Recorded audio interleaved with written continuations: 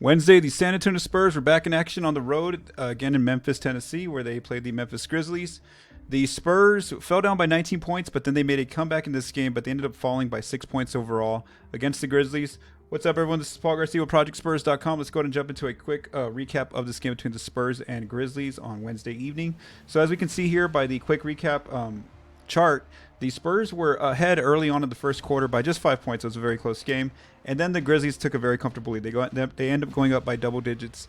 As we see here, they go up by as many as 19 points. But then in the fourth quarter, the Spurs start to make a comeback, and they actually play really good defense, holding the Grizzlies to just 23 points in the quarter. And San Antonio actually forces the game down into crunch time, and where they do struggle. And Memphis finds some answers, and Memphis ends up holding on for the 6-point win. So the Grizzlies do end up walking away with the win, but again, give the Spurs some credit for not just allowing it to just become a blowout and just losing the game. They actually fought back, even though they lost a close game. Unfortunately for the Spurs, now that they lost this game when they trail by double digits, they are now 0-27 when trailing by double digits this season. They still haven't been able to snap that losing streak with that specific record. All right, let's go ahead and break down the game for the Spurs. Some of their standout players. Well, first, just the players overall, and then the shooting stats, and then we'll go into standout players. So Keldon Johnson was back from his left hamstring tightness injury, and so he ends up with 24 points to lead the team in scoring, 10 points from the free throw line, from the paint, and 11 points from the free throw line. So Keldon was very aggressive, just charging and trying to get into the paint against the Grizzlies defense, trying to absorb contact, and then he got a lot of foul calls, as we see there. Trey Jones ends up with 22 points in the night, 10 points in the paint. Also, he made 2 3-pointers. Jakob Poeltl, starting center, with 17 points, 14 points in the paint. Doug McDermott off the bench with 15 points, 9 points from the outside. Zach Collins with 14 points, 10 points in the paint. Very efficient for Zach. And then Jeremy Sohan with 11 points there on the night, starting at the 4.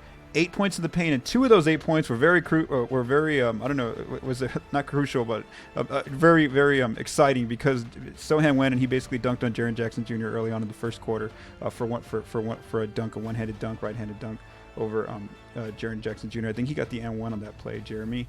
And then Stanley Johnson, again, just really efficient off the bench with 10 points, 2 made threes there for the Spurs, like he continues to do ever since he signed with San Antonio.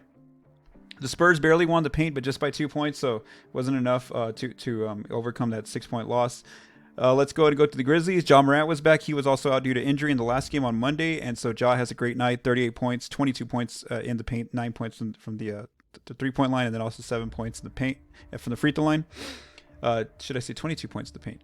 Jaren Jackson Jr. ends up with 21 points in the night, 10 points in the paint. Desmond Bane, 18 points, a lot of his shot making from the 3-point line, 12 points from 3. Tyus Jones, now that Ja was back, Tyus came off the bench and he ends up going for 16 points. Just a very balanced kind of scorer.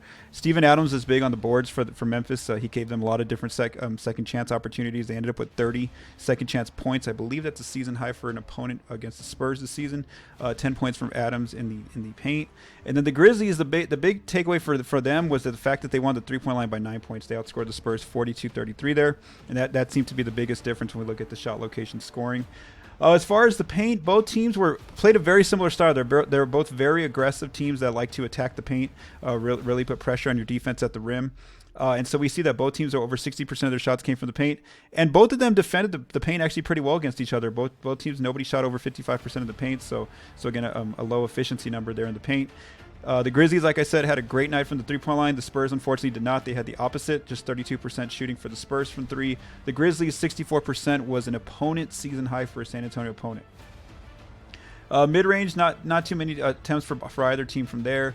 And then the free throw line for the Spurs, that was big, 18 points, but 18 makes from the free throw line. That's more than their usual average. But very close free throw battle there, where the Spurs barely won that battle by 1 point. So again, it was mainly that 3-point difference between the two teams is where the game was really substantially different, even though it was a 6-point loss. All right, so now we can get to the 3 standout players for the Spurs. So those players are Trey Jones, starting point guard, 30 minutes. He ends up with 22 points and 19 shot attempts, 6 rebounds, 6 assists, 3 steals for Trey, just 1 foul, no turnovers. Again, his leading point guard has the ball in his hands a lot, and he still did a great job of managing the game for San Antonio. And then 1 block. It's the point guard getting a block.